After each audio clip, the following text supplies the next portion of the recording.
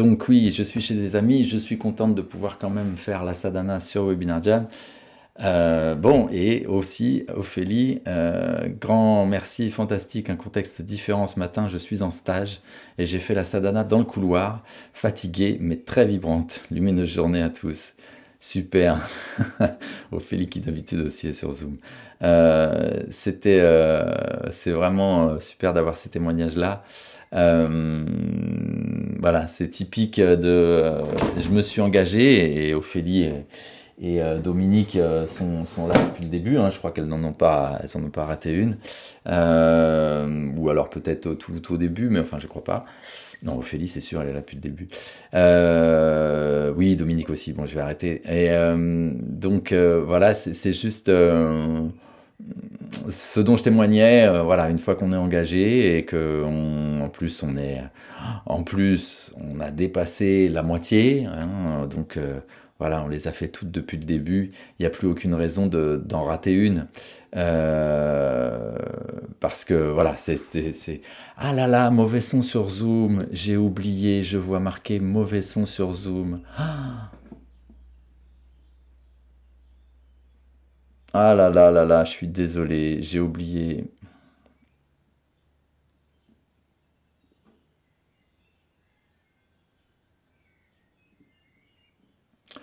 Ah, je suis désolé, je suis désolé, je suis désolé. Ah, ça m'agace. Et en plus, vous avez mis des messages, mais je les ai pas vus. Ah là là, j'ai oublié de mettre le son musique. Ah bon, ah là là, son tellement affreux pendant les mantras que j'ai tout relancé, mais c'est pareil. Musique inaudible, voix hachée, interrompue sans cesse, c'est une première, les mantras sans musique, c'est pas facile, belle journée. Ah là là là là là là, joyeux samedi à vous tous.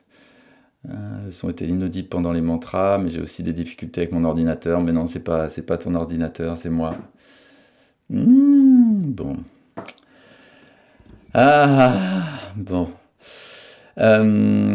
Ophélie donc et Dominique donc je disais voilà c'est vraiment typique voilà de l'engagement qui se maintient malgré tout. Suzette Satnam, hier je n'étais pas parti mais mon internet s'est coupé plusieurs fois et je me suis pas parvenu à le reconnecter en fin de discussion. Ah ok. Voilà, juste Suzette, hier, en fait, t'as mis un commentaire qui disait je ressens le besoin impérieux de pratiquer sans cesse. Est-ce que c'est le signe que je vais très mal en fait en gros. Euh, c'est Ah pardon, je suis un peu perturbé par cette histoire de son, mais bon, bon, de toute façon, il n'y a plus rien à faire. Ok, donc Suzette, voilà.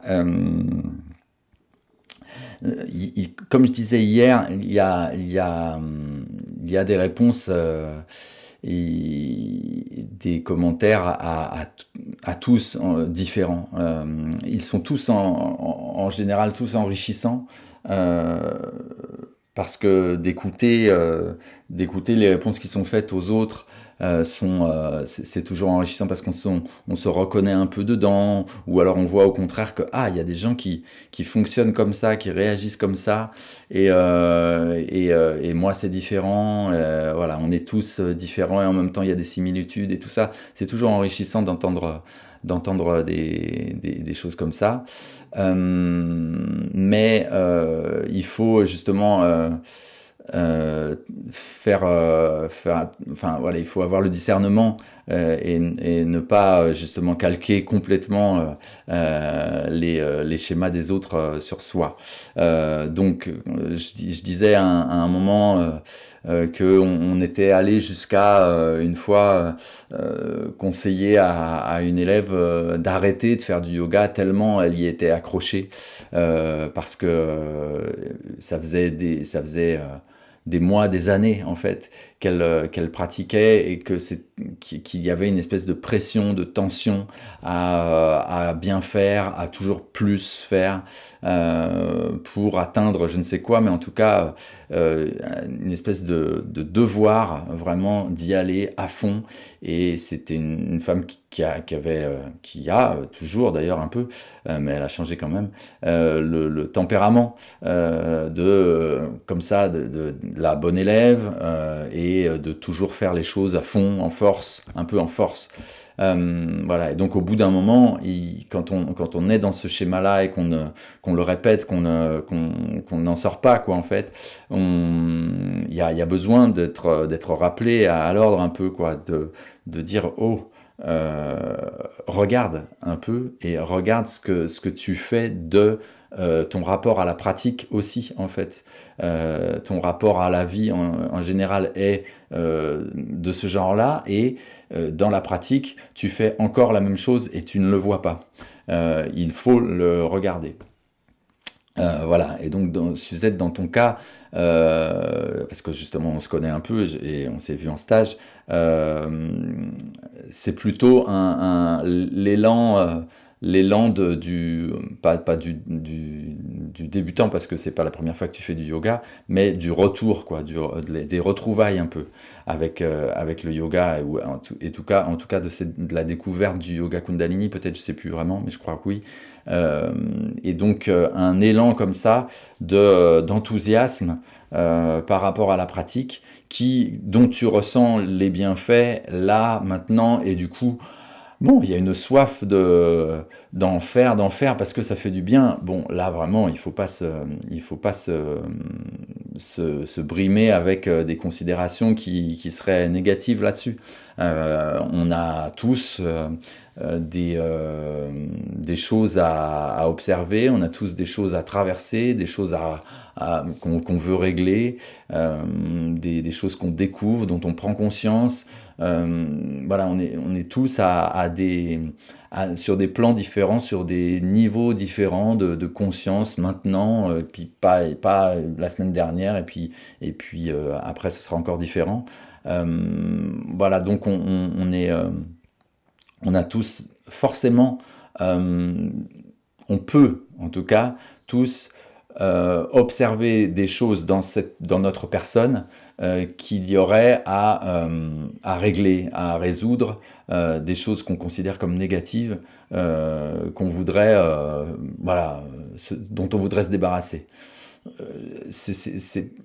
Ça n'est pas impossible, et en même temps, votre personnalité est faite, est assez ancrée, et donc il y a des choses qui vont rester, et qu'il est juste question j'allais dire d'accepter, mais juste d'observer, en fait, et de vivre plus tranquillement, en fait. Parce que le souci, en fait, c'est surtout de prendre ces éléments et d'en faire une histoire. Mais bon, on peut effectivement quand même résoudre des choses, enfin, modifier des comportements, etc., etc. Mais ça, a priori, ça ne peut pas être avec la seule volonté de dire, on le voit bien, dire, bon, allez, ça, je vais le changer. Ça, je vais faire ça autrement. Juste le dire comme ça, juste en avoir la volonté, ça va être difficile.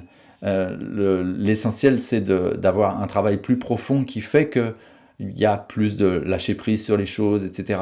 C'est un travail global, d'une conscience qui s'ouvre. Et la conscience s'ouvrant, alors les choses sont plus évidentes, on les voit de manière plus évidente. Et donc, si on les voit de manière plus évidente, on s'en détache, et donc, si on s'en détache, alors il y en a une partie qui vont tomber. Et donc c'est à travers la pratique, par exemple, à travers la pratique, que vous allez pouvoir gagner cette conscience-là.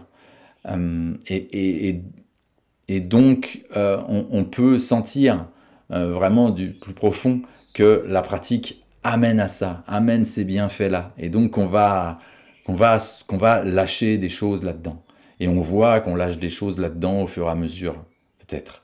Donc, on ressent, comme tu dis, le besoin impérieux d'y aller, d'y aller, d'y aller. Et donc, voilà, tant que c'est un bel élan d'ouverture, etc., c'est super, il y a pas question de se brimer. Mais comme tout le reste, il faut simplement observer. Et donc, observer, ça veut dire observer ça aussi.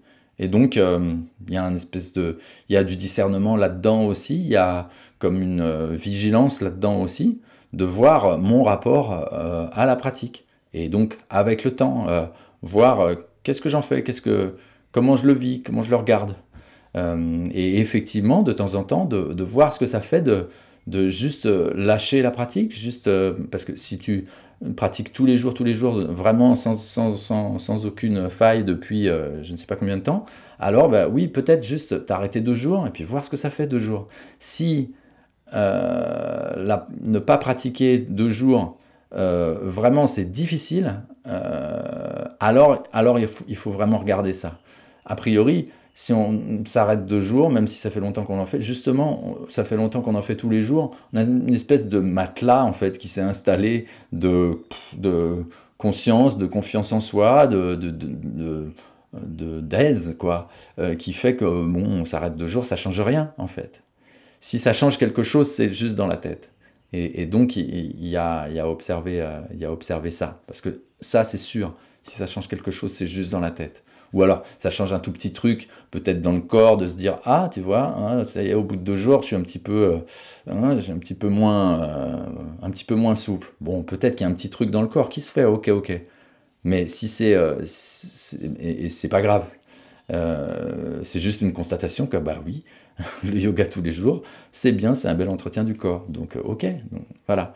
Mais si, niveau émotionnel, niveau mental, il y a un problème tout de suite, là, il faut le regarder. Mais a priori, non. A priori, ce ne sera pas le cas.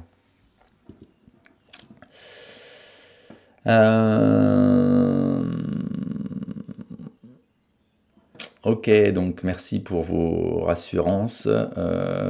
Gilbert, pas grave, Brice, personne n'est parfait, juste perfectible. Merci. Ludivine, pour le son, c'était une autre expérience drôle, sans problème en soi, une autre belle occasion de s'observer, c'était parfait en soi. Ok. Merci. Ben, je me suis rendu compte, bien sûr, ouais, de ce que ça donne, parce qu'en fait, l'autre matin, j'avais fait un démarrage comme ça. Hein, et je croyais que c'était juste mon matériel qui avait eu un souci en fait, et non, c'était ça, c'était le son là. Je pensais pas que ça avait cet impact-là à ce point-là, c'est-à-dire que ça, effectivement, ça enlève le bruit de fond et ça ne garde que la parole. C'est quand même impressionnant, hein, c'est-à-dire que du coup, ça enlève tellement le bruit de fond que ça enlève la musique en fait. C'est Et donc vous avez quand même la voix d'Élodie. Je croyais qu'il y avait que ma voix de mon micro là, et en fait non, il y a toutes les voix et pas la musique. Bon, quand même, ah, j'ai pas regardé.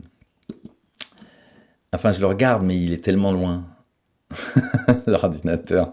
Je vois je vois vaguement là comme ça qu'il y a des messages, mais je pensais pas que c'était ça. Non, je vais trouver un moyen pour. J'y ai pensé d'avoir l'ordinateur plus près, de racheter une webcam qu'on avait avant là.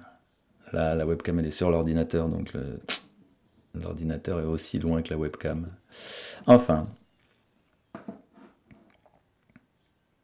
Bon, bah du coup, j'espère que Suzette, tu es encore là, parce que du coup, t'as dit que t'étais encore là. Enfin, t'as écrit, donc... euh, fais-moi un petit signe, Suzette, juste pour me dire que tu es encore là, parce que sur Webinar Jam, on n'est plus que 3.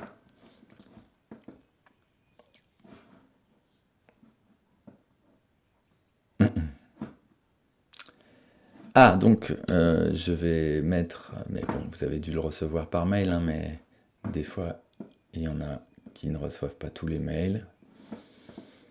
Voilà.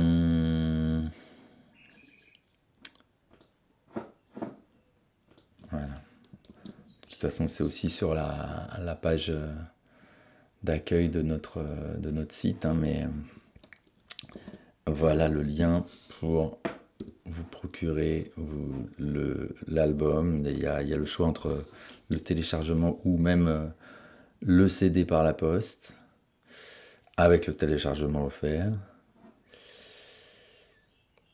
Voilà. Suzette, ah, oui, c'est exactement ça. Je sens que j'en ai juste besoin pour garder le cap. Il m'arrive de ne pas pouvoir pratiquer le matin et ça me trotte un peu dans la tête. Voilà, bon. Eh bien ça, bon, ça sert pas à grand-chose de se dire il faut pas que ça me trotte dans la tête, hein. C'est comme calmez-vous. Euh, calmez-vous, ça calme pas du tout, quoi. Quand quelqu'un s'énerve, vous lui dites calmez-vous, ça le calme pas, hein. Donc voilà, c'est comme ne pas penser à un éléphant rose. Bon, donc, mais quand même, il faut le regarder, juste voir ça. Il m'arrive de ne pas pouvoir pratiquer le matin et ça me trotte un peu dans la tête. Bon, bah, c'est pas très encombrant que ça te trotte un peu dans la tête, mais c'est complètement futile, quoi. Je veux dire, voilà, tu remarques que, bon, ça va. Il y a pas de déstabilisation de ton système émotionnel, tu vois, t'as pas le moral qui retombe direct. Donc voilà, si ça te trotte juste un peu dans la tête, bah, tu peux vraiment te dire définitivement qu'il y a aucun problème et que donc ça va même plus te trotter dans la tête. Le truc, c'est que quand on se- on s'engage sur une période comme le 21 jours ou les 40 jours, là, d'accord, là, il s'agit de maintenir ça pour vraiment faire cette expérience qui est vraiment bénéfique, qui peut être vraiment une grande étape, en fait, quand on n'a jamais fait. Pour une première fois, vraiment, enfin, en tout cas pour moi et pour pas mal de gens qui en ont témoigné autour de moi, c'était vraiment ouais, une grande étape d'avoir fait ça, dans la confiance en soi, dans le rapport à soi, intimement. Donc voilà. Mais en dehors de comme ça de périodes engagées vraiment, donc bah voilà, globalement, on fait du yoga tous les jours dans sa vie parce que c'est ça qui est bien, c'est ça voilà, qui nous appelle. Et ben là, du coup, les jours où on n'en fait pas, il n'y a aucun problème parce qu'il n'y a pas d'engagement, il y a pas de contrat, il n'y a pas de pacte avec soi-même là. On ne peut pas, il faut absolument se dire ça, on ne peut pas s'engager pour toute la vie, tous les jours du yoga. Donc c'est pas possible. Donc voilà, du coup, les jours où on peut pas, parce qu'il y a autre chose à faire. Il y a des choses importantes, des priorités dans cette vie humaine là qui font que bah voilà, non, ça va pas. Donc par exemple, se coucher plus tard à cause de- de- d'une soirée avec des amis ou d'un spectacle, voilà, où on est allé loin, ou alors ne pas être chez soi et donc c'est pas pratique, etc. Ouh, on va pas se torturer la vie pour absolument faire le yoga tous les matins. Ça marche que dans les 21 ou les 40 jours ou une période où vous êtes engagé. Sinon, il n'y a aucune raison de se torturer la vie. Moi, hier soir, justement, il y avait un spectacle, je suis pas allé à ce spectacle. Bon, voilà, ça me frustre un petit peu, mais c'est pas grave. Voilà, en dehors de ces 21 jours, j'y serais allé et ce matin, je me serais pas levé à 4 heures du matin. Voilà, c'est clair. Il y a aucun, il y a aucune hésitation là-dessus. Euh, Suzette, je me demande souvent si pratiquer l'après-midi serait bon ou pas, car le matin, je me sens en pleine forme pour la journée et je crains que le soir, cela m'empêchera de dormir. M'empêcherait de dormir. Bah, ça c'est attesté, hein, c'est chacun son expérience par rapport à ça. Faut pas se demander, faut essayer. Essayer de voir ce que ça fait. Le soir, oui, ça peut un tout petit peu empêcher de dormir, mais a priori, quand on a l'habitude de pratiquer le yoga, c'est pas censé perturber. Après, si on a un rapport au sommeil qui est compliqué, peut-être un peu plus. Le soir, vraiment, soir, très peu de temps avant de se coucher, c'est pas super. Fin d'après-midi, de toute façon, voilà, de toute façon, c'est pas après manger forcément, hein, le yoga. Je sais pas à quelle heure tu manges, mais en tout cas, fin d'après-midi, avant de manger, ça ça va, la plupart des cours hebdomadaires en salle se font à ce moment-là, hein, vu l'organisation de notre vie sociale. On mange à midi, on mange le soir, voilà, parce qu'il y a le travail qui gère ça. Et donc, et voilà, donc c'est en sortant du travail que beaucoup de gens font du yoga en fin d'après-midi, quoi. Donc ça va. Euh,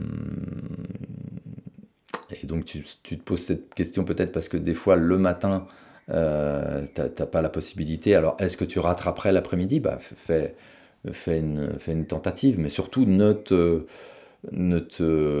je disais à l'instant, si tu peux pas le matin et que l'après-midi c'est pas super, en fait, tu trouves que ça c'est pas bien et ça t'empêche de dormir si tu le fais trop tard et tout, il n'y a pas de problème. Euh, Il n'y a pas de problème. Et si on remarque, du coup, dans un rythme comme ça, de faire le yoga comme ça le plus régulièrement possible, mais avec des moments où on n'en fait pas. Si on remarque qu'au fur et à mesure, on a tendance à de moins en moins en faire. Voilà, ça peut arriver. Puis qu'on se dit, aïe, aïe, aïe, j'en fais de moins en moins, c'est pas bon ça, je sens que j'y arrive pas, comment ça se fait? Alors, à nouveau un petit 21 jours ou un petit 40 jours ou un petit une semaine même d'engagement vraiment. De se dire, allez, là, je le fais vraiment. Là, par contre, il y a pas d'excuses, il n'y a pas d'autres détournements. S'il y a une soirée, j'y vais pas parce que je me lève tôt. Ou alors s'il y a une soirée, j'y vais, mais je me lève tôt, je m'en fous. Voilà.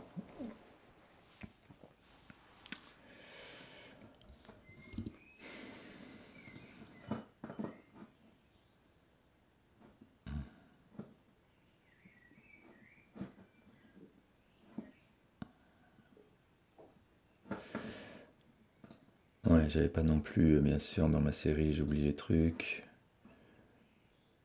J'avais pas réactivé le fait que vous puissiez ouvrir vos micros sur Zoom.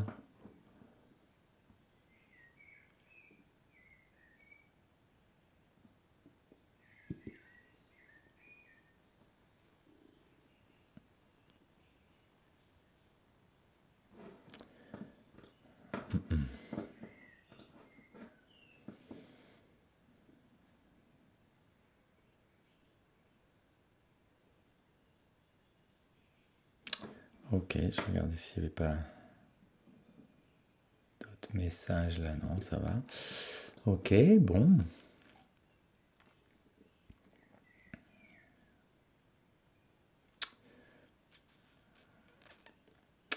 Toutes les semaines, on en perd quelques-uns quand même, hein. Là, ce matin, on n'était plus que à peine plus de 30. C'est le week-end en fait. Ah, le week-end, on en perd. Et puis on ne les récupère pas après. C'est vrai, c'était. La semaine d'avant, on était 50. Là, cette semaine, on est 40. Et puis là, on n'est plus que 30. Bon.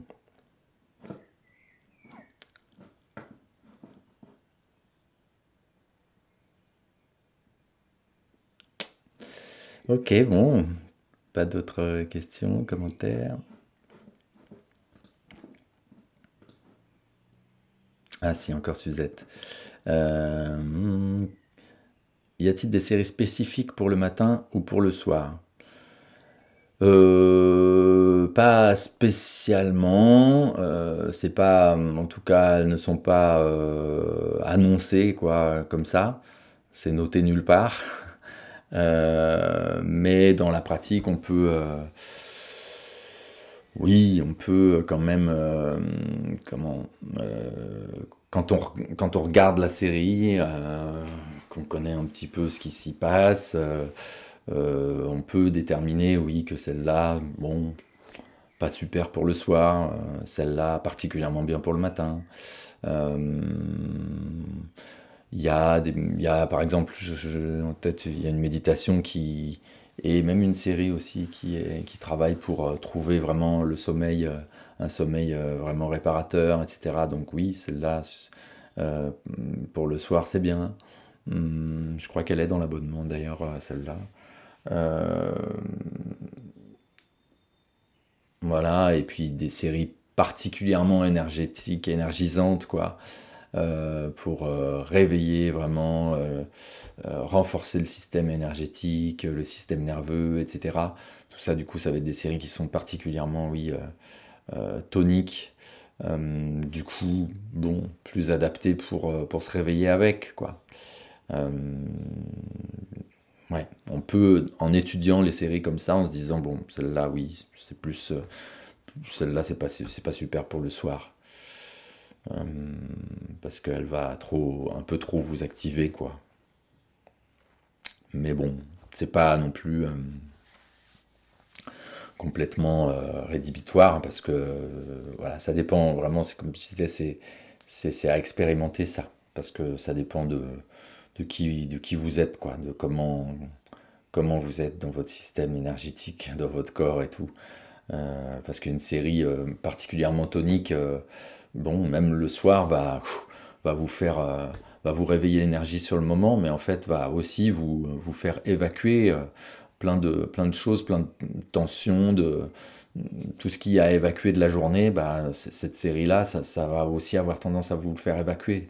Donc, et du coup, évacuer bah, d'éventuelles tensions de la journée, bah, ça a tendance globalement à relâcher le système en fait. Euh, donc à vous détendre en fait au bout du compte. A priori, de toute façon, tout ça c'est les séries au bout du compte équilibrent les choses, relâchent les tensions, évacuent les toxines, etc. Donc ça va plutôt dans le sens de relâcher, donc de relaxer. Euh, on termine par une relaxation. C'est voilà, normalement, euh, si tout se fait comme il faut, a priori, ça va dans le sens de, on peut dormir après, hein. C'est ça qui est, voilà, et en même temps, ça va aussi dans le sens de bien faire le plein d'énergie, quoi. Pour le matin, quand on se réveille, on a aussi besoin de se réveiller le système énergétique et aussi bah, d'évacuer de toute façon, de relâcher tout ce qu'il y a à relâcher pour bien partir léger dans la journée, quoi, hein. Donc bien partir léger dans la nuit ou bien partir léger dans la journée, de toute façon ça marche.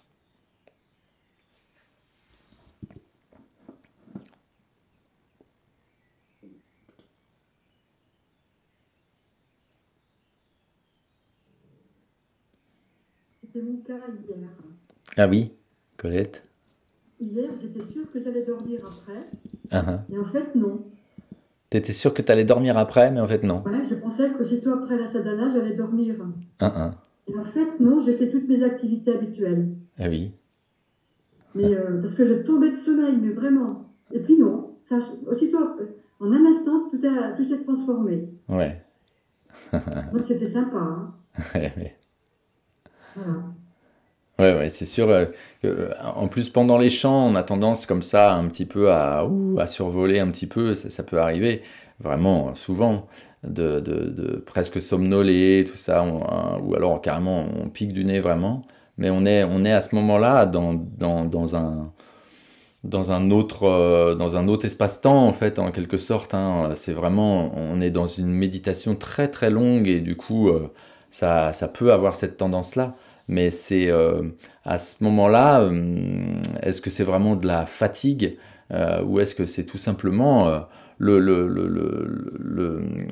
système n'a pas besoin de grand-chose à ce moment-là. Il n'a pas besoin de dépenser beaucoup d'énergie en fait. Il est assis, il chante, il suit comme ça des chants qu'il connaît par cœur. Ou alors qu'il connaît pas mais du coup qui marmonne. Bon, du coup il y a pas beaucoup d'énergie à fournir. Et donc pourquoi à ce moment-là le système devrait être super éveillé, tu vois. Non, ça va, il y a presque rien à faire. Donc c'est comme une économie, quoi, tu vois, ça s'économise à ce moment-là. Et donc bon, bah, on somnole presque. Le truc, c'est à ce moment-là de se dire ah non, non, non, faut pas que je m'endorme, du coup là ça rajoute de la tension, c'est un problème, etc. Ah, je tombe de sommeil, je suis fatigué et tout et tout. Mais en fait, bah, tout simplement, si on se laisse porter, la méditation, c'est pas loin de la somnolence, tu vois, dans l'état physique, quoi. Donc peut-être que de voir ça comme une somnolence, c'est peut-être une interprétation, en fait, en partie, quoi, tu vois.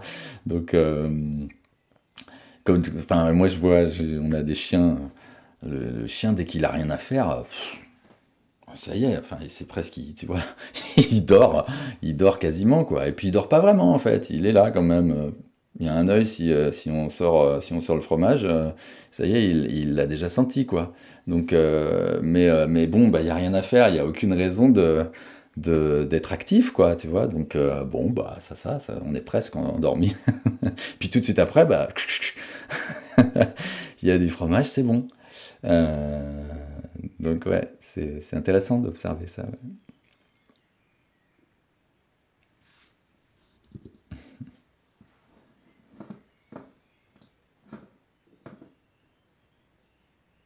Suzette, merci pour toutes tes réponses qui me rassurent beaucoup. Bon, bah c'est bien, c'est à ça que ça sert. Les échanges là-dessus, c'est vraiment à ça que ça sert. L'enseignant, il sert parfois juste à ça, quoi, à apprendre à écouter et à montrer que tout va bien, que tout est normal, que tout est parfait, comme disait Dominique l'autre jour.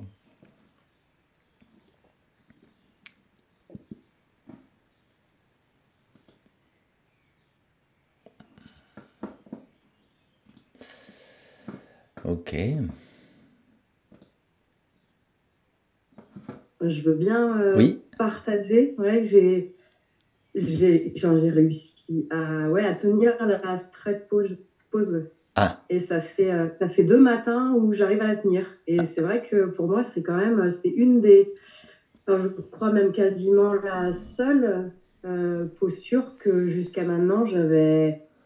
Alors, ou sur des temps vraiment plus courts, et encore, je suis même pas sûre. Donc ouais, Ah. c'est une première pour moi. Donc voilà, en Super. soi, c'est. Tu veux dire qu'avant même, tu veux dire qu'avant même 30 secondes, c'était vraiment, tu t'arrivais pas à tenir. Ah ouais, Ouais. alors peut-être que j'avais réussi, pas là sur le début de la sadhana, même au tout début, parce qu'il y a 4 jours que j'avais pas fait, je sais plus, mais je crois pas. Hein. Ouais, ouais. Antérieurement à d'autres moments, peut-être, mais en fait, c'est pas flagrant. C'est pas flagrant. J'ai pas un souvenir flagrant, donc ça ne devait pas être. Non, c'est vraiment une posture où, pour moi, le mental, vraiment, il s'engouffrait dedans, et ça devenait une lutte, et ça finissait, et le corps finissait par lâcher. Et là, ben voilà, il y a comme un chemin qui s'est trouvé, et j'ai bien vu. Hier, c'était plus facile. Ce matin, sur la fin, il y a un truc qui disait non, mais je vais lâcher, je vais lâcher, je vais lâcher, je vais lâcher. Bon, ben ok, ben, ça continue à se dire, et je tiens, voilà, je garde ce cap. Donc, ouais, c'est hyper intéressant. Ça. Super. Il y a une forme de joie d'avoir réussi. En soi, même sans réussir, bon, il n'y a pas de problème non plus, mais ça amène quelque chose quand même de peut-être un truc de ah ouais, enfin j'ai trouvé un chemin où j'y arrive, quoi. Ça. Ouais. Voilà. Bon, super. Donc depuis hier, c'est ça que tu dis? Ben hier, j'ai réussi, ouais, à tenir tout le temps. Et il y a vraiment, et dès le départ, c'était assez surprenant, mais le corps a pris une position, et particulièrement au niveau des épaules et de la nuque, souvent il y avait des tensions. Et là, il y a quelque chose qui s'est calé tout de suite. Alors après, c'est pas qu'il n'y en a pas eu, j'ai observé qu'il y en avait, mais c'était plus facile que d'autres fois. Et ce matin, ouais, c'était un peu plus tendu au niveau du haut du corps. Le ventre qui chauffait. Mais bon, bah, voilà, quelque chose qui disait, bah, ok, on reste, on voit, quoi. On voit, ouais. Super. Super, d'autant plus que vraiment, il faut que tu te rendes compte que là, on en est à 1 minute 27. Je dis 27, c'est quand même c'est hyper précis comme ça, alors que bon, vous faites peut-être une seconde de moins ou deux parce que vous mettez une seconde ou deux à vous mettre en place par rapport à moi quand je regarde le mien de chrono. Mais bon, voilà, pour moi, c'est une 27. Et c'est comment? C'est long, hein. Je veux dire, enfin, pour moi, ça me semble long. C'est-à-dire que même personnellement, je le fais pas toujours aussi long que ça. La stretch pause, c'est vers une minute, voilà, en général, quoi, parce que je fais pas la stretch pause tous les matins de ma vie. Ça dépend de la série dans laquelle je suis. Là, en fait, je vous la fais faire pendant l'échauffement parce que je me suis dit, ah, sur les 21 jours, justement, c'est intéressant vraiment de prendre la stretch pause. Elle n'est pas dans la série, on va la rajouter dans l'échauffement. Voilà, c'est effectivement quand même, si tu n'y arrivais pas jusque-là, même des courtes durées, c'est vraiment que là, il s'est passé quelque chose que tu as vraiment saisi de l'intérieur, quoi. Et effectivement, on peut, même si c'est relativement court par rapport à quand on est les bras en l'air, mais quand même 1 minute 30, on a quand même le temps vraiment de passer par des phases différentes. Et vu que c'est intense, cette posture, il y a vraiment l'occasion. Et il y a vraiment effectivement l'occasion de sentir que c'est en train de se tendre, c'est en train de se tendre. Si je continue à me laisser aller dans ce truc, dans cette panique mentale qui commence à monter, ça va pas le faire. Et donc, juste regarde. Et ça marche juste de regarder, effectivement. Parce que si on se dit non, non, non, non, faut pas que je sois tendu, faut pas que je sois tendu, bon, c'est comme l'éléphant rose, quoi. Ça va être dur de se persuader comme ça, quoi. Donc, juste, effectivement, regarder. Ah, c'est un peu tendu là, mais juste, voilà, tranquille. C'est tendu, je le regarde. Et bon, avec quand même toujours cette tendance à dire non, non, voilà. Si c'est tendu là, non, ça devrait être tendu au nombril. Tout ça, nombril, nombril, nombril, que nombril, tout le temps. Mais sans problème, quoi. Ça devient effectivement comme un petit jeu, quoi, en fait, d'observation, quoi.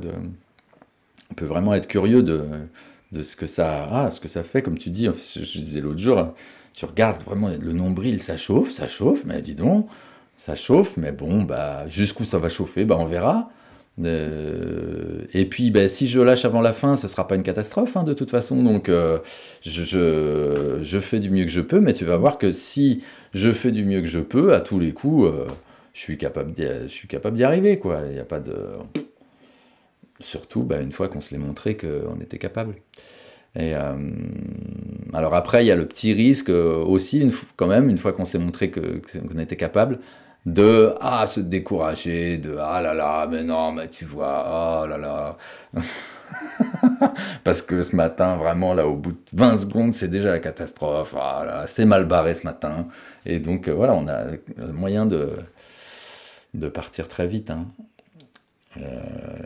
Voilà, mais bon, plus ça va, plus on sait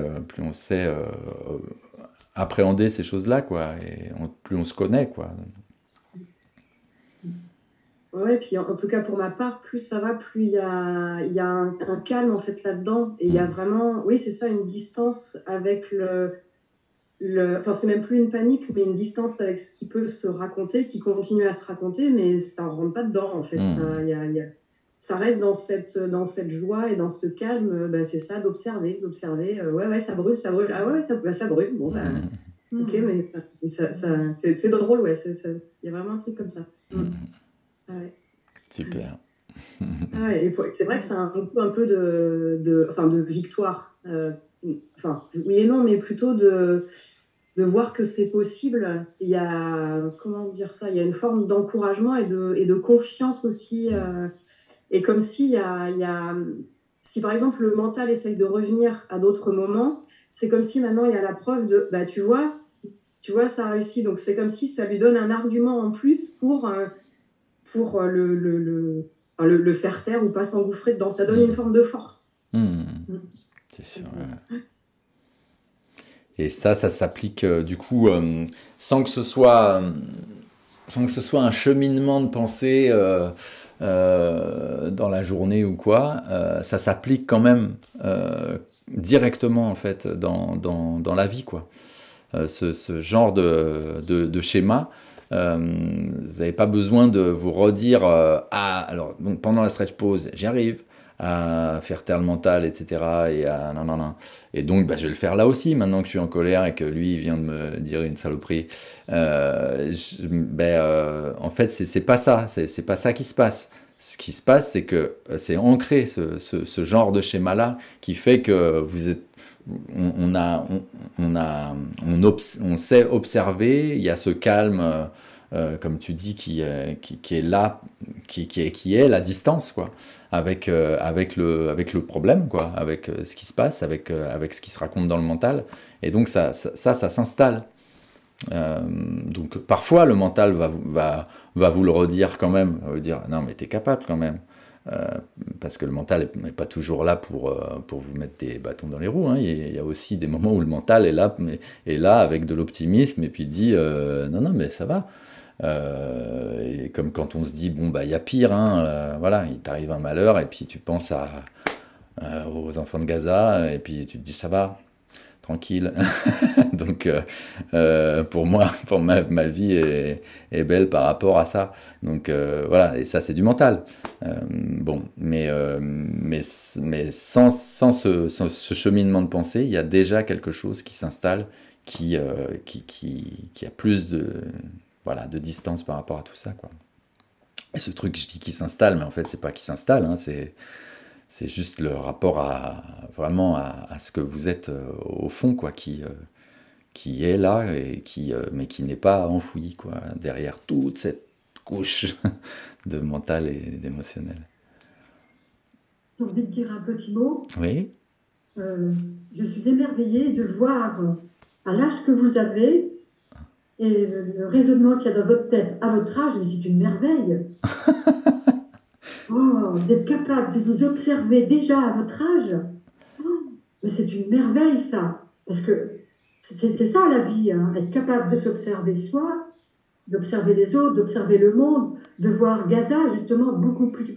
Même si moi j'ai vieilli, c'est pas grave. Gaza, qu'est-ce que c'est à côté? Mais quand je vous vois comme ça, mais le meilleur est à venir, vraiment. Hein. Vraiment, le meilleur est à venir. La vie est belle. Hein. Merci Colette.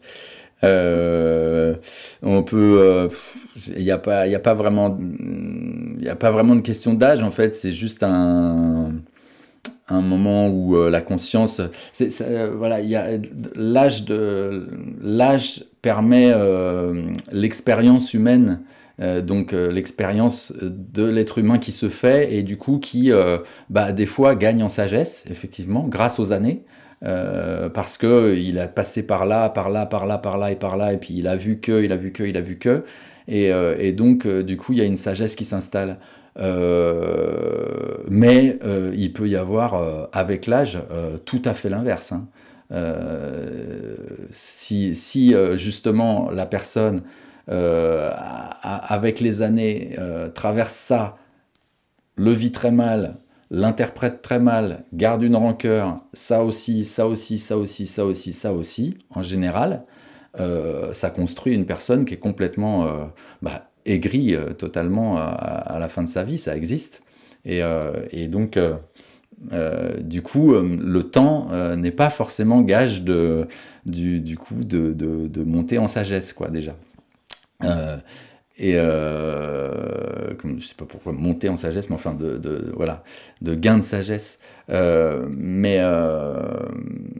Quand je dis sagesse, attention, hein, c'est pas une histoire de valeur, hein, mais c'est juste un raccourci pour dire comme tu dis là, cette capacité à s'observer, etc., etc. Et puis aussi bien, ça peut arriver plus jeune, cette capacité-là, tout simplement par la pratique, en fait, parce qu'il vous est tombé dans les mains, en fait, hein. Moi, le yoga m'est tombé dessus, hein. J'ai vraiment... j'allais dire que j'ai aucun mérite, quoi, mais je veux dire, c'est comme ça. De toute façon, le mérite, c'est un concept qui n'existe pas non plus, hein, d'ailleurs, hein, enfin, en soi, hein. Ça veut dire quoi le mérite? En fait, On se demande bien, parce qu'en fait, si on, même le mérite, prenons le mérite dans la réussite professionnelle, quoi, parce que voilà, la méritocratie, là, bah, ce mérite-là, la personne qui a, il a travaillé dur, hein, et donc pour en arriver là, vraiment, hein, si aujourd'hui on est là, s'il a cette réussite, s'il a cette fortune, etc., c'est parce que vraiment il l'a bien mérité, parce qu'il a travaillé. Mais il a mérité, en fait, cette capacité, en fait, de travail, d'où elle lui vient, par rapport à celui qui n'a pas cette capacité de travail, par rapport à celui qu'on va considérer comme bon, bah, plus feignant que celui-là, quoi.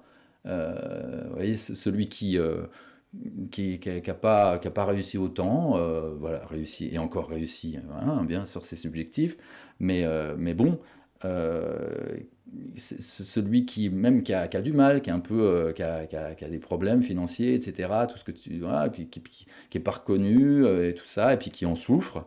Bon, mais d'où ça lui vient cette incapacité à ne pas avoir fait la même chose que l'autre là, qui lui a réussi. D'où ça vient ça?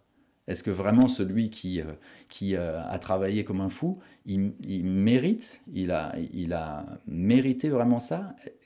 Qu'est-ce qui lui est venu? Cette capacité à travailler, je ne sais pas d'où ça vient, ça lui est tombé dessus aussi. Ça lui est tombé dessus par bah, sa naissance, déjà. Voilà, il est arrivé avec un certain bagage, même quand on est, il y a quand même quelque chose dans cette personne, par son éducation, par son environnement, etc. Et puis qui fait que bah, lui, c'est comme ça qu'il a été construit, et c'est ça qui fait qu'il est devenu cette personne-là. Et puis un autre, bah, il a eu un autre bagage de départ, et bon, vraiment en dehors en plus du jugement, hein, mais même si on le prend en se disant, ah lui, il a bien réussi, lui, il n'a pas réussi, et ben lui, il n'a pas réussi, c'est pas une histoire de mérite. C'est juste, bah, c'est comme ça. Ça lui est arrivé comme ça. Donc tout ça pour dire, c'est pareil. Bon, moi je travaillais dans le cinéma avant. Le yoga m'est tombé dessus par juste trois trucs qui se sont accordés à ce moment-là et qui ont fait que. Enfin, après, deux, trois trucs, on pourrait dire, mais si, tout s'est accordé de toute ma vie pour arriver là et tout, si on veut aussi, mais en tout cas, voilà, je vois, en tout cas, je n'en tire pas de mérite, quoi. Mais comme dit un jeune moine chrétien sur les réseaux, l'amour vaincra. Gilbert, oui, merci. Bon, je croyais que c'était directement en rapport avec ça, mais bon. Et donc, voilà, en tout cas, ce que tu dis, c'est ça, parce que ça peut paraître pour m'envoyer des roses, mais c'est aussi un constat, en fait, que tu fais qui est bah, c'est bien parce qu'il y a des jeunes, entre guillemets, hein, parce que j'en ai quand même 47, hein, donc c'est comme ça, je sais plus comment tu disais, mais l'avenir est garanti, quoi, plus ou moins, enfin. Effectivement, moi, quand j'ai suivi la formation de prof, et que donc j'en avais à ce moment-là 30, quoi, 30, 32, quoi, 30, ouais, 32, 33. Non, qu'est-ce que je raconte? Pardon. Oui, si, oui, si, ça fait 32. Et ben, dans la formation, il y avait aussi des jeunes de 19 à 22 ans. Là, moi-même aussi, j'étais vraiment effectivement épaté, quoi. 33 ans, on peut considérer que c'est jeune une fois qu'on en a 47 ou 60. Quand on a 33 ans, qu'on voit aussi 19 ans, ça paraît très très jeune aussi, hein. Voilà, c'est comme ça, ces jeunes-là, là. Pendant un moment, on parlait des indigos. Je sais plus trop voilà, c'était comme ça, cette jeunesse-là, comme si c'était des êtres spéciaux, quoi. Et justement, moi, ils avaient les yeux bleus, ces jeunes-là, ces deux jeunes-là. Voilà, en tout cas, bah, d'où ça vient, c'est vraiment. Moi aussi, c'est pareil, je veux dire, à ce moment-là, je me disais, ben, disons, moi à 19 ans, mais j'étais carrément à des années-lumière d'être dans un truc comme ça, de yoga et tout, moi, à 19 ans, mais je faisais un peu n'importe quoi, enfin, voilà. Donc, voilà, il y a de tout, ouais, effectivement, il y a de tout à tous les âges, et on peut découvrir d'un coup, voilà, avoir la conscience qui s'éveille vraiment d'un coup à n'importe quel âge, donc à 19, même bah, plus tôt de toute façon, à 6 ou 7, elle y est, hein. mais voilà, c'est juste après que ça se complique, mais voilà. Et puis ça peut arriver aussi bien plus tard, hein. D'après Albert Einstein, tout le monde est un génie, mais si vous jugez un poisson à sa capacité à grimper à un arbre, il passera toute sa vie à croire qu'il est stupide. Ah, j'avais jamais vu cette citation qui est super bien tournée. Voilà, c'est super. Ouais, c'est exactement ça, c'est très bien. Et effectivement, tout le monde est un génie, c'est-à-dire que la seule différence qu'il y a entre quelqu'un qui, comme tu dis, euh, voilà, sait s'observer, etc., enfin voilà, cette capacité-là, eh ben, la seule différence entre celui-là et un autre qui ne l'a pas vu, c'est juste de ne pas l'avoir vu, hein. Et donc, de ne pas l'avoir vu, c'est très très simple, quoi, en fait, en vrai. Euh, c'est ça, ça peut demander énormément de travail, entre guillemets, allez, de pratique, etc., de choses très très fortes qui demandent des années et tout ça. Mais si ça demande autant de temps à certains, enfin, c'est que tout ce qui fait que ça demande du temps, c'est les résistances mentales, quoi, qui nous empêchent de voir que c'est simple, qui nous empêchent de voir qu'on est un génie.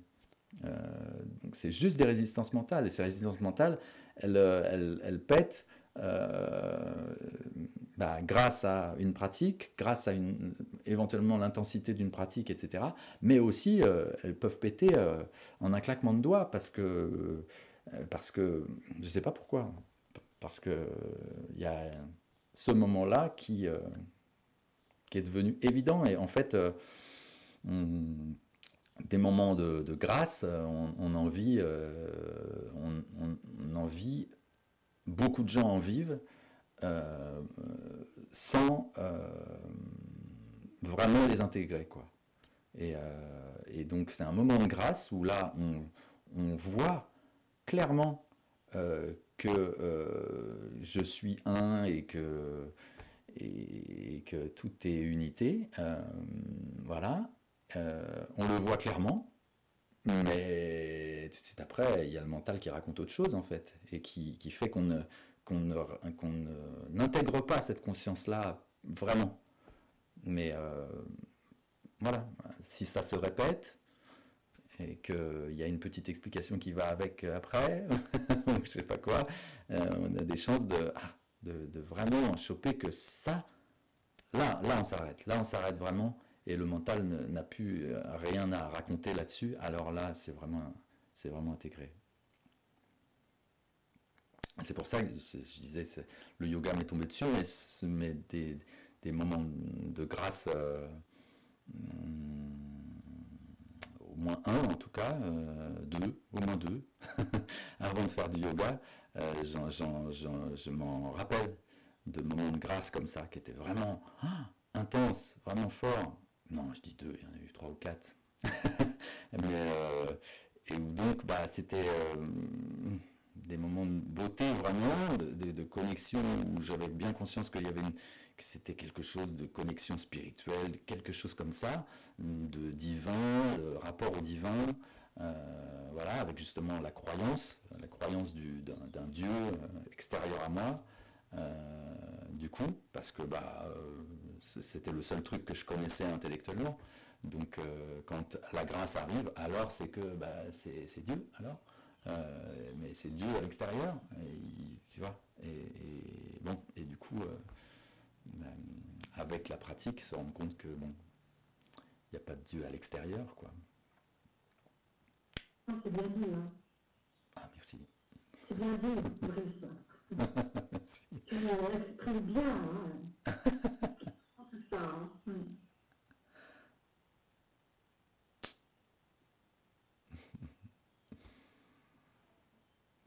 Bon, en tout cas, cette citation d'Einstein, là, je vais me la copier parce que elle est belle aussi, hein.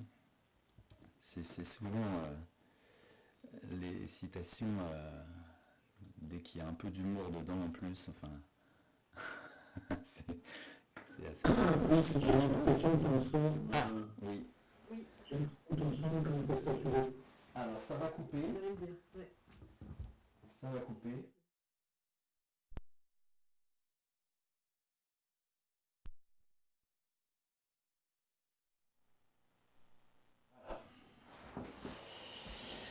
Merci. Et donc hier, parce que du coup hier, c'était hier que ça a coupé vraiment. Et du coup, j'ai réécouté un bout de votre discussion pendant que j'étais pas là. J'ai pas tout réécouté, mais parce que je crois qu'il y avait beaucoup d'attentes aussi. Mais voilà, en fait, cette batterie, c'est juste pour le son. Voilà, parce que je vous entendais justement vous demander, mais ah, peut-être il a plus de batterie et tout et tout. Mais c'est juste que la connexion Internet était coupée. Et puis, mais ça, c'est juste pour le son, en fait. C'est que bah, mon matériel fonctionne sur batterie. Parce que je faisais du reportage avant avec. Donc, il se branche pas sur le secteur. Bon. Alors, est-ce que... Ah oui, il y a eu d'autres, pardon, sur Webinar Jam. Dominique, donc, qui d'habitude est sur Zoom, mais qui là, du coup, est sur Webinar Jam. Parce qu'elle n'est pas chez elle, c'est ça qu'elle a dit.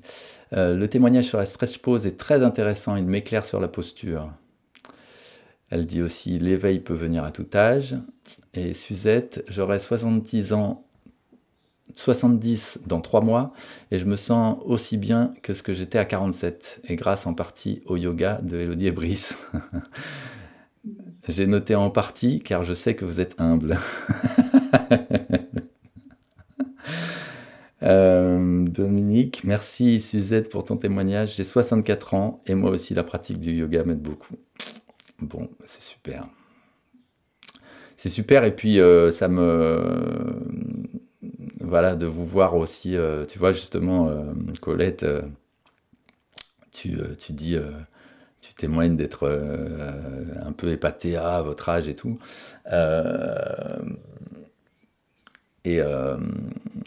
Mais bon, mais moi dans l'autre sens en fait, en quelque sorte. C'est-à-dire que, tu vois, justement, Suzette, 70 ans, et qui découvre ou redécouvre le yoga d'une certaine manière relativement récemment, et qui a un nouvel élan, quoi. Un nouvel élan de vie, quoi, vraiment. Parce que Dominique, je connais pas l'histoire, donc 64 ans, mais peut-être que bon, bah, ça fait longtemps qu'elle s'entretient, tout ça, avec le yoga et tout, et que ça fait un moment qu'elle l'a expérimenté et qu'elle s'en sert. Mais Suzette, voilà, il y a vraiment cette expérience de voilà, un nouvel élan de redécouvrir ce que je suis, quoi, et ce que je suis vraiment.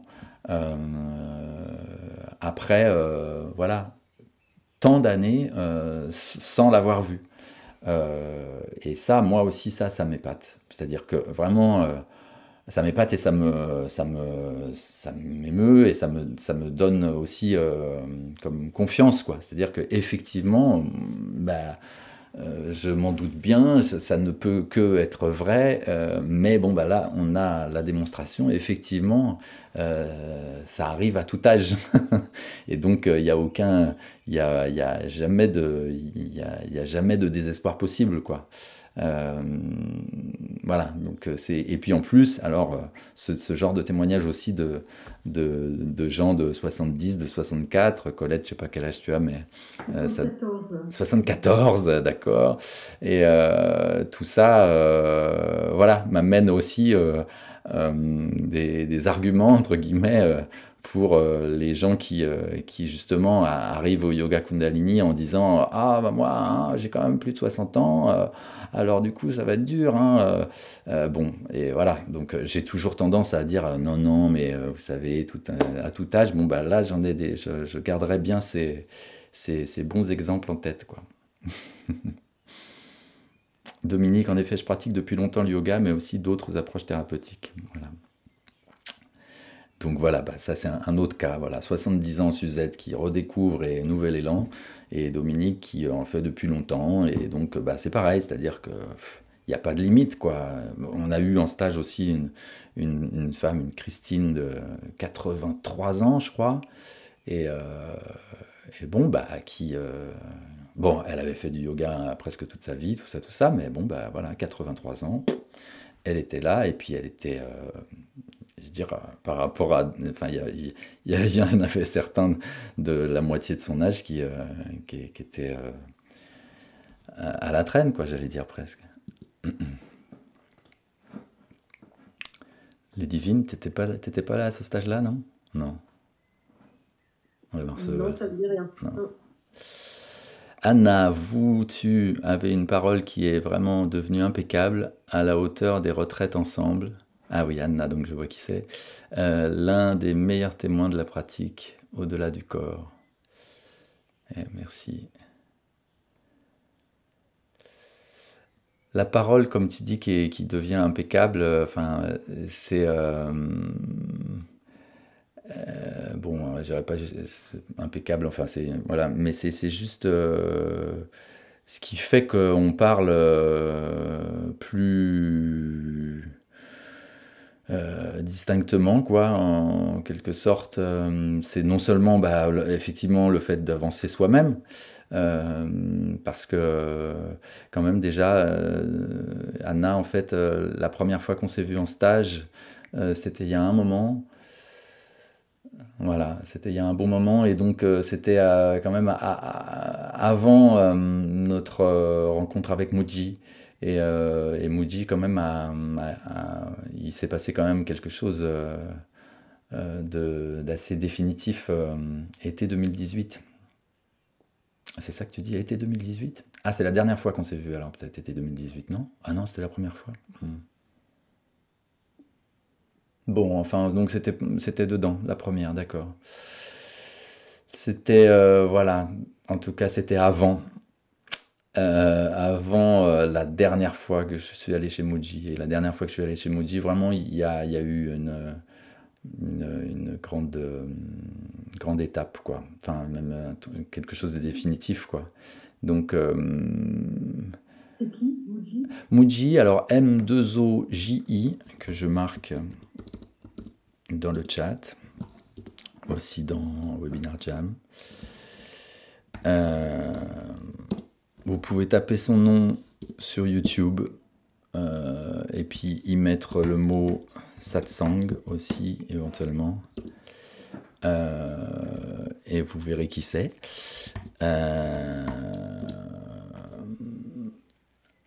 Il est toujours vivant. 2020 Anna, mais alors non, mais alors je me trompe alors. Alors je croyais que je croyais voir qui c'était Anna, mais c'est pas celle que je croyais. 2020, c'est pas possible.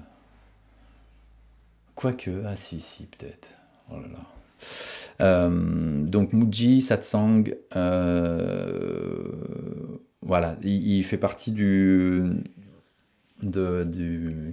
courant, on va dire Advaita Vedanta, le chemin de la non-dualité, et son maître était Papaji. Papaji, allez, je le note aussi, c'est tout simple, Papaji. Voilà, il n'y a pas... comment dire? Ah mince, je l'ai mal écrit. Papaji, sur Webinar Jam. Le satsang, sat c'est la vérité et sang c'est ensemble. Et donc le principe du satsang, c'est il y a un maître, on va dire, si on veut, qui est là pour prendre les questionnements de chacun. Ah d'accord, donc tu mets ton nom de famille, du coup, ça y est, je sais, oui, oui, donc c'est ça, 2020. Et donc voilà, justement, Anna qui dit « J'étudie maintenant l'Advaita Vedanta avec Sandhya Chandrasekhar, que je ne connais pas. » Le satsang, donc voilà, juste, c'est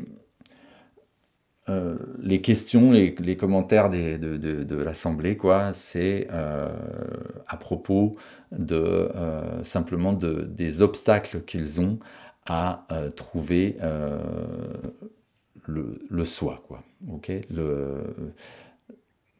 ce qui est au-delà de tout en soi.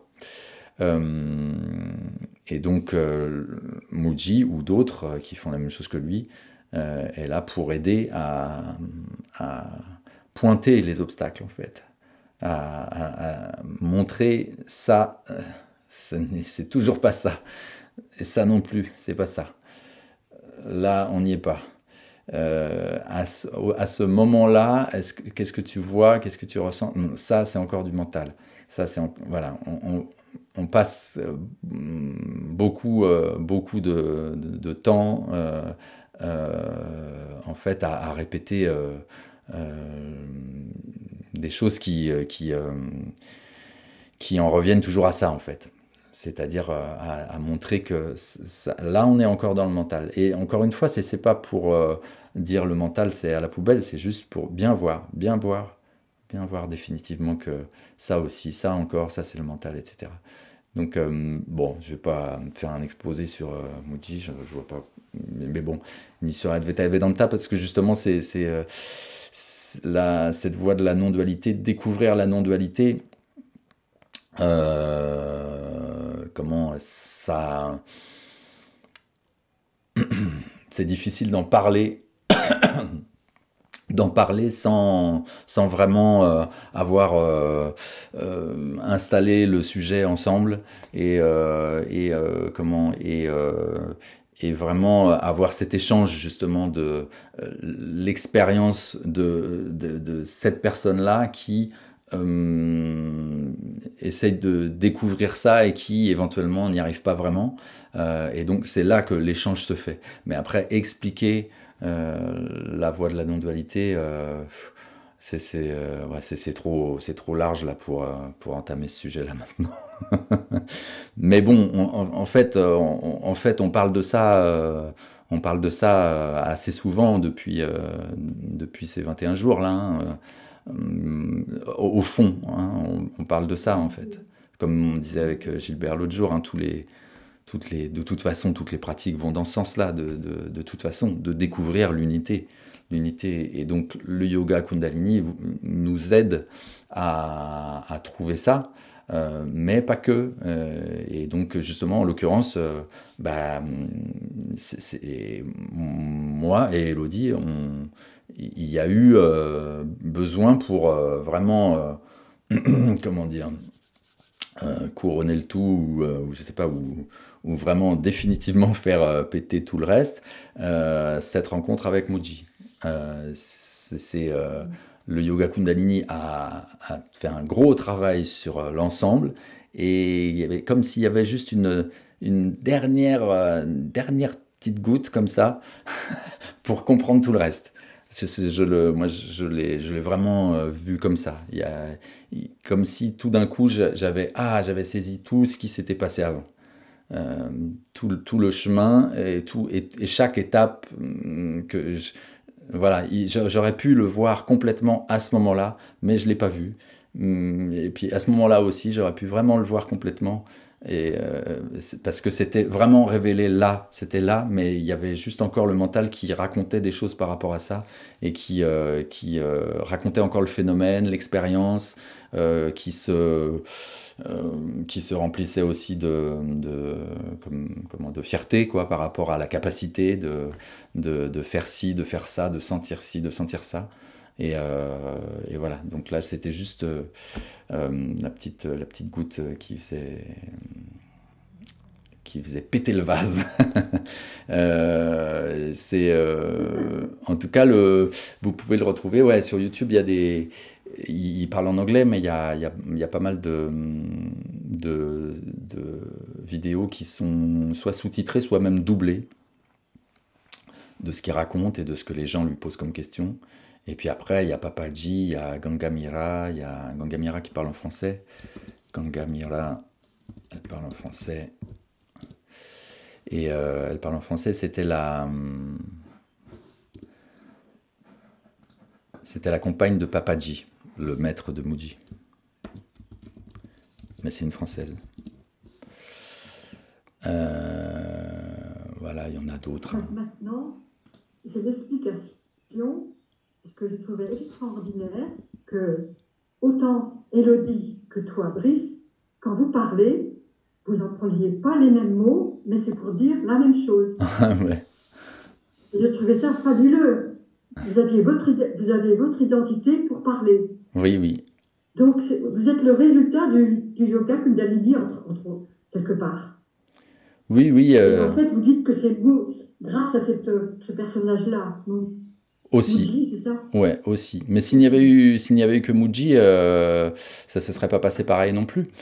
Hein? Bien sûr. Donc bien sûr. voilà, on a chacun, comme on disait d'autres fois dans ces journées, là, on a chacun justement une identité, comme tu dis, différente. C'est-à-dire la personne est faite différemment, elle est arrivée sur Terre de manière différente, elle a été éduquée, tout ça, elle a traversé tout ça, qui fait que elle a eu besoin de ci et de ça pour en arriver là. Ça aurait pu aller plus vite, ça se trouve à un autre moment. Hein, j'aurais pu rencontrer Mooji 3 ou 4 ans avant, il se serait passé pareil, j'en sais rien en fait. Mais en tout cas, il me semble évident que si j'avais rencontré Mooji en 2006, au moment où j'ai commencé le yoga, je crois pas qu'il m'aurait parlé. Hein. Ça aurait été trop inaccessible quoi pour moi hein, mentalement quoi en fait, intellectuellement j'aurais dit ah non parce que il y a beaucoup de mots quand même hein, en fait avec Mooji on écoute hein, et donc il y a le mental qui est là-dedans aussi à des moments, et justement quand du coup on est que dans le mental, du coup là ça peut être très lourd en fait d'écouter ça parce que on comprend, ouais, je crois que j'aurais vraiment pas compris grand-chose. Et à l'inverse, j'ai déjà raconté ce truc-là, mais je crois pas que je l'ai raconté là pendant les 21 jours. À l'inverse, il y a quelque chose qui m'a paru vraiment évident une fois où donc j'étais chez Mooji. Enfin, chez Mooji, pas chez lui, mais... donc, il y avait toute cette assemblée-là, on était 900 personnes, il fait plus ça depuis le Covid, en fait. Et il fait que en ligne maintenant. Et, bon, là récemment, il a fait un petit événement en direct, en live, enfin en vrai, mais pas ces retraites là, qui étaient des retraites de 8 jours, je crois, en silence. Et donc il y avait 900 personnes au même endroit. Et donc il y avait une femme qui prend le micro. Donc c'est quand même relativement privilégié d'avoir la possibilité de poser une question. Si on est 900 sur une semaine, on est loin de tout se passer. Parce que c'est que 2 fois 2 heures par jour, en gros. Et donc, elle disait, moi, ça fait 15, 20, je sais plus combien, 25 ans, sûrement, ouais, au moins 25 ans, parce que elle avait suivi Papaji, donc, qui était le maître de Mooji, qui est mort depuis, je sais pas en quelle année, mais enfin, ça fait un moment. Et donc, voilà, j'étais déjà avec Papaji, maintenant je suis avec toi, je suis dans l'Advaita Vedanta depuis tant d'années, 25 ans, tout ça, nanana, et c'est toujours pas résolu cette affaire, quoi. C'est-à-dire, vraiment, je suis empêtré dans le mental complètement, hein, j'y arrive pas, et je me rappelle, elle était en colère, hein, vraiment en colère, et elle disait, je m'en remets complètement à toi, je dépose tout à tes pieds, voilà. Comme si, du coup, bah là, voilà, Mooji allait la sauver, quoi, tout d'un coup, alors que ça fait 25 ans qu'elle y est, et qu'il ne l'a toujours pas sauvée. Donc, et là, à ce moment-là, vraiment, je me disais, parce que quand les autres passent comme ça, quand les autres posent des questions dans un satsang, souvent, en fait, enfin, en tout cas, moi, ça me fait ça, souvent je me dis, ah, oh là là, ça, il va répondre ça un petit peu. Ça, il va un peu répondre ça. Et puis après, soit quand on y est soi-même, on tombe aussi dans les mêmes travers, en fait. Mais bon, en tout cas, là, vraiment, je me disais, mais il faudrait qu'elle fasse du yoga Kundalini, en fait. Parce que il faudrait qu'à un moment, elle soit obligée vraiment de tenir les bras en l'air pendant une demi-heure pour arrêter de se prendre la tête, quoi, en fait. Parce que, en fait, elle, là, elle tourne en boucle, elle se prend la tête. Elle a l'impression de faire un truc au-delà du mental, etc. Non, non, mais en fait, elle reste complètement dans le mental. Il faut absolument que ça, elle soit choquée, quoi, en fait. Il faut absolument qu'elle soit, qu'il y ait un, ah, qu'elle se prenne symboliquement une paire de baffes, quoi, pour comprendre que, bon, ben, faut lâcher. Faut lâcher. Et donc, l'expérience du yoga Kundalini pourrait peut-être lui faire le même dernier petit truc que moi j'ai eu avec Muji en ayant fait tout ce yoga Kundalini. Elle, peut-être juste une méditation d'une demi-heure, là où vraiment, allez, tu vas tenir. Et ça se trouve, ce serait, ah, mais ça y est, j'ai tout compris. Voilà. Donc, mais bon, il lui a pas répondu ça parce que pas de yoga Kundalini, Muji. Mais il lui a quand même répondu à quelque chose du genre, quand même, bouge, quoi. Enfin, voilà. Quand même qui allait dans le sens de, écoute, là, tu viens de nous expliquer que vraiment, ça marche pas, hein. Donc, si ça marche pas, fais autre chose, hein. En gros, c'était un peu ça.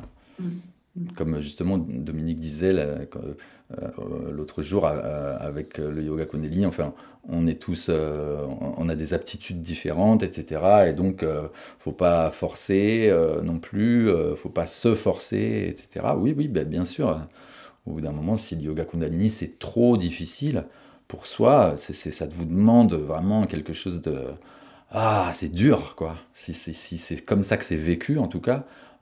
Non, il n'y a pas de raison de continuer si c'est dur, si c'est vécu dur et qu'on n'arrive pas à se sortir de ce truc-là, parce que en fait on devrait y arriver, on pourrait y arriver parce qu'on est tous des génies, etc. et que c'est juste une question de résistance mentale en fait, de barrière qu'on se met. Mais bon, de fait, si c'est vécu comme ça et qu'on n'en sort pas, bon, on essaye d'un truc. Autre chose, un truc plus doux, on y reviendra peut-être plus tard, je sais pas.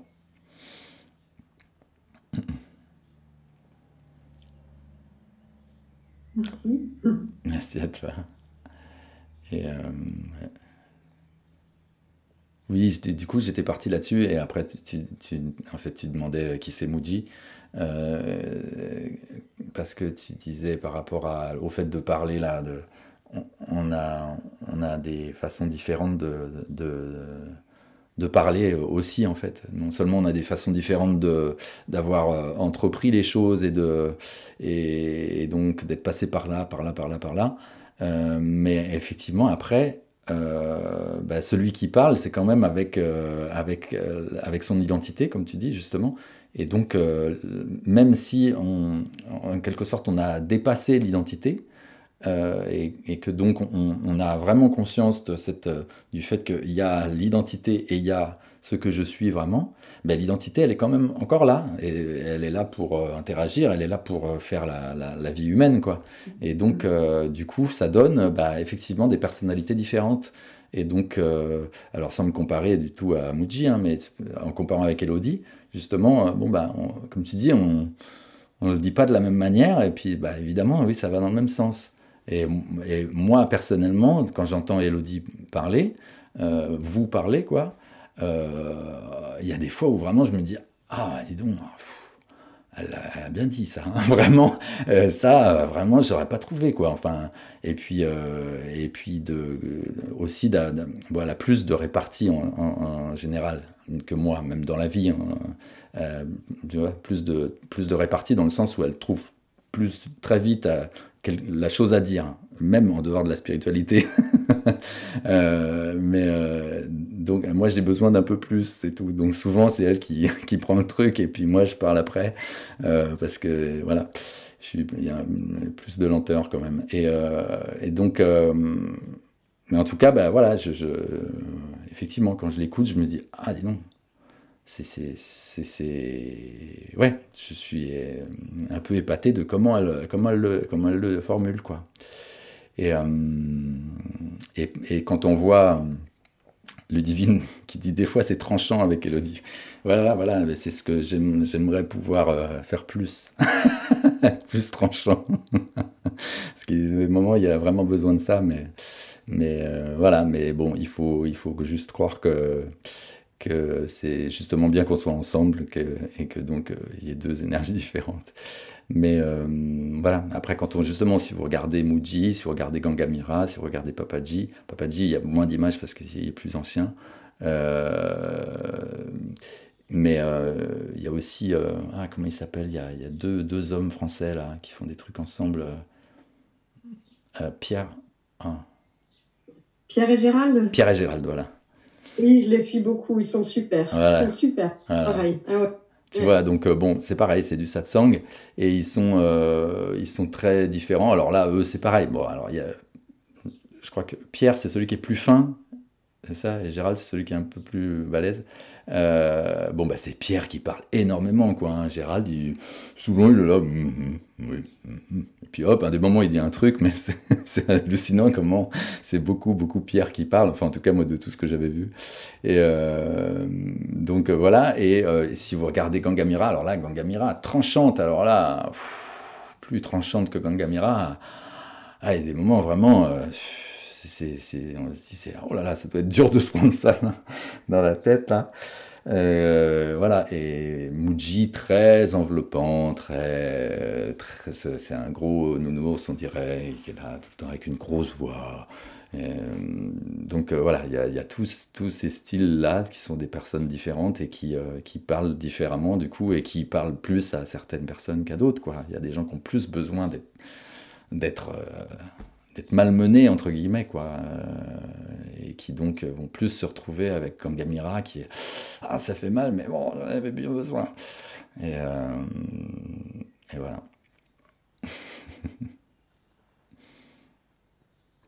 Donc ouais, Pierre et Gérald à regarder aussi.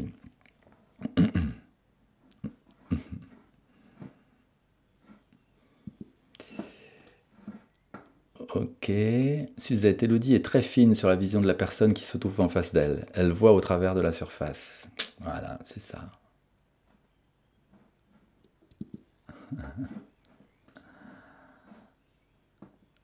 Et Anne-Marie qui dit oui, tu es fondamentalement dans le cœur. Ah merci, donc voilà, ça me rattrape.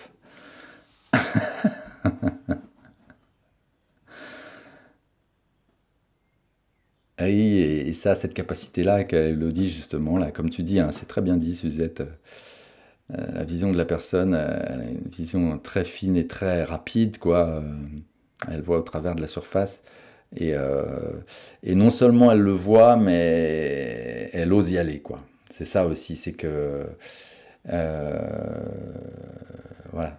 Moi, je sais que j'ai un tempérament, j'ai une éducation et tout ça qui a fait ça et qui fait que je suis toujours en partie comme ça, j'ai un peu peur de trop heurter, quoi. Et donc, et du coup, ça fait que, à mon sens, hein, ça fait que ça m'empêche même de voir un peu. Parce que voilà, de le voir m'obligerait à le révéler, et donc ça m'empêche de le voir rapidement. Une fois que Elodie l'a vu, je dis bah oui, c'est ça, oui, c'est vrai, bien sûr, mais elle le voit toujours avant moi. Enfin, toujours, pas toujours, mais bon.